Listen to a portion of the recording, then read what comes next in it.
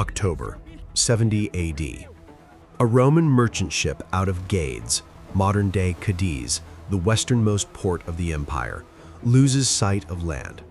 A storm has been pushing it west for 9 days. The crew wants to turn back. The captain, a man named Gaius Sempronius Attila, looks at the sail, looks at the waves, and says the words that change history. We can't make it back, only forward. Day 12. Day 20. Day 31. The water changes color. Green, then deep, dark blue. Warm. Warmer than anything they've ever felt. Birds appear, not seabirds, the kind that live near land. Day 47. On the horizon, an island. Green, enormous. Nothing like it exists anywhere in the Mediterranean, anywhere in any Roman text. Attila orders the longboats lowered. 31 sailors from Spain, veterans of the Britain and Africa routes, step ashore. They are the first Europeans in what we now call the Caribbean. They don't know that. They find gold in the river sand. They find people who have never seen iron. They find fruit with no name in Latin. Attila is a merchant, and he does what any merchant does when he's first to a new place. He runs the numbers fast.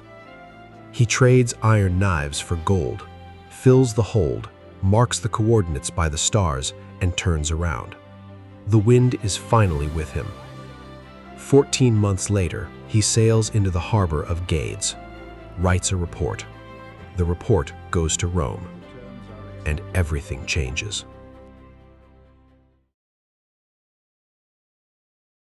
In 70 AD, Rome has just survived a civil war.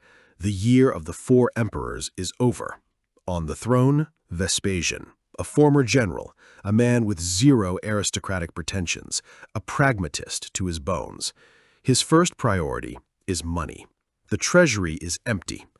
The empire controls 5 million square kilometers, 60 million people, the best roads, the best administration, the best legal system in the world, and it is hungry.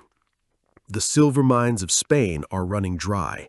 Egyptian grain barely covers a population growing faster than the fields can feed. Trade with India brings wealth, but Rome pays for it in silver, and there's less silver every year. Rome's economy runs on conquest. New province, new slaves, new mines, new taxes.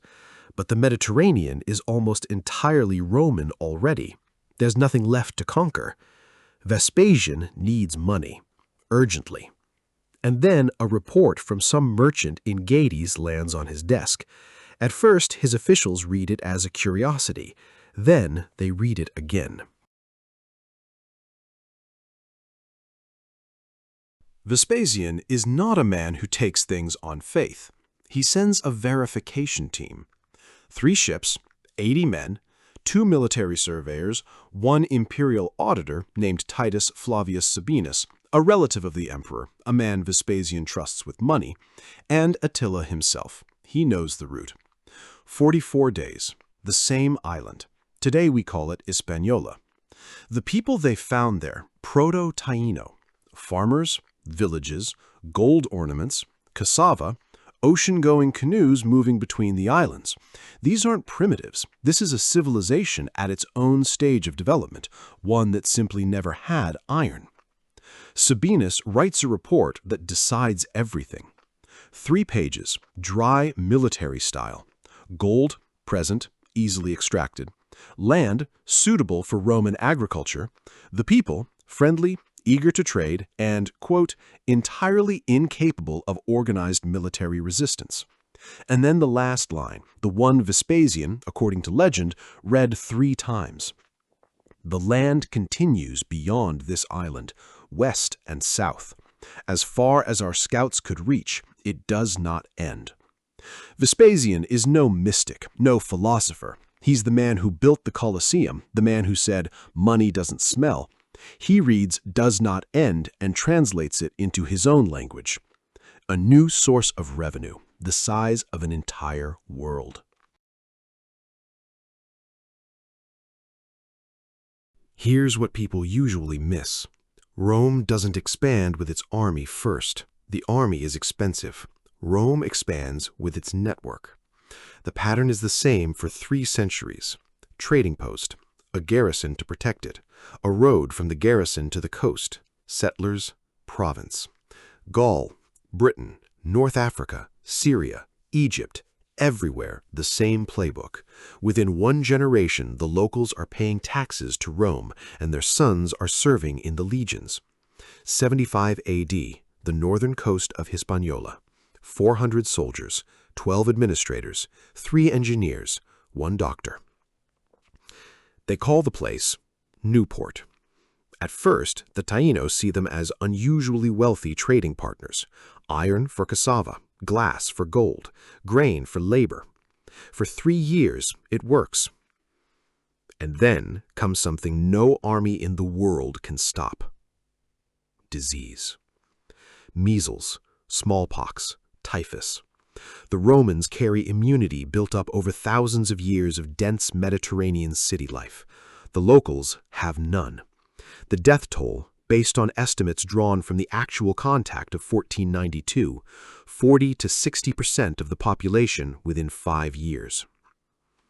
Rome did not plan a genocide. 81 AD. A fleet under the command of Gaius Pomponius Flaccus reaches the coast of what we now call the Yucatan. And it turns out, this isn't an island. This is the Maya. Cities, populations in the hundreds of thousands, architecture that drops the jaws of Roman engineers, a calendar more accurate than Rome's, a writing system, trade networks across the entire subcontinent, armies. Flaccus writes his report. 1 page, because 1 page is enough. This is not islands. This is a continent. And on this continent, there are civilizations that require legions, not merchants. Rome responds the way it always responds. It sends legions. The Maya city-states in 81 AD are not a unified empire. They're competing cities.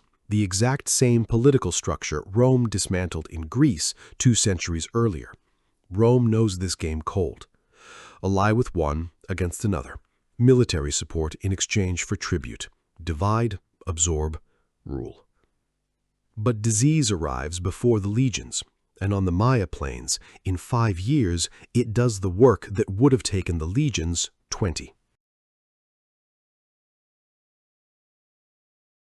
By 110 AD, 40 years after the first crossing, Rome has 4 permanent settlements across the ocean, 2 on Hispaniola, 1 on the Yucatan coast, 1 where Florida now sits. Gold is just the beginning. The real resource is land.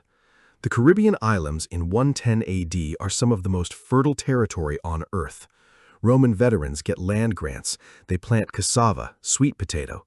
2 generations later, wheat and olives. But the flow goes both ways.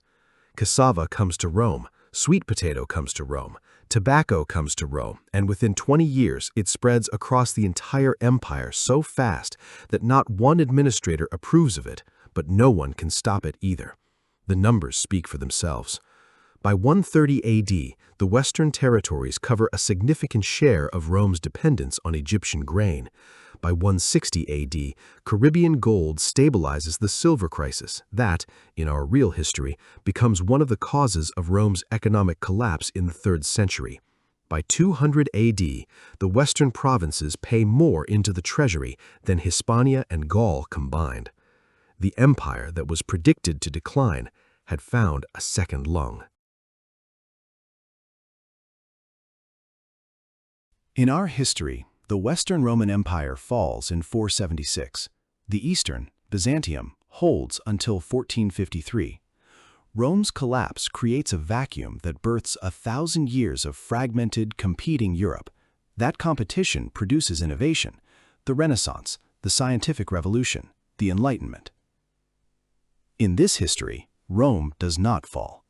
The Western territories provide the resources that smother the 3rd century economic crisis before it starts.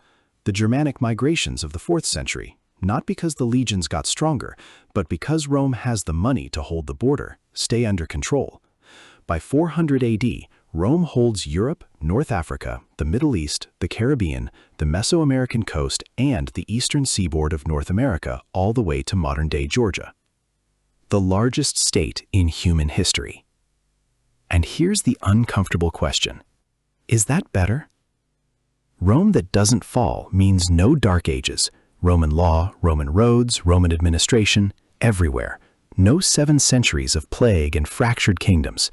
But it also means no competition, no Renaissance born from the rivalry of Italian city-states, no scientific revolution born from schism and the need to seek truth outside the grip of power, no printing press invented by someone who desperately needed a way around censorship. One empire tolerates what it controls. It has no one to compete with, and so nothing to invent. The captain of a Roman merchant ship looks west because he has no choice. The wind won't let him turn back. He's not an explorer, not a hero, just a man with 60 days of provisions and a tailwind. He finds a continent. He doesn't know it's a continent. He doesn't know that the people on this island are the western edge of a civilization stretching 15,000 kilometers. He doesn't know that the same wind, 14 centuries later, will carry a Genoese sailor named Columbus to this same shore, in the history where Gaius Sempronius Attila never existed. He knows one thing. There's gold on the beach. The people are friendly. And when he gets back, someone is going to pay him a great deal of money for those coordinates. History is rarely made by people who understand what they're doing.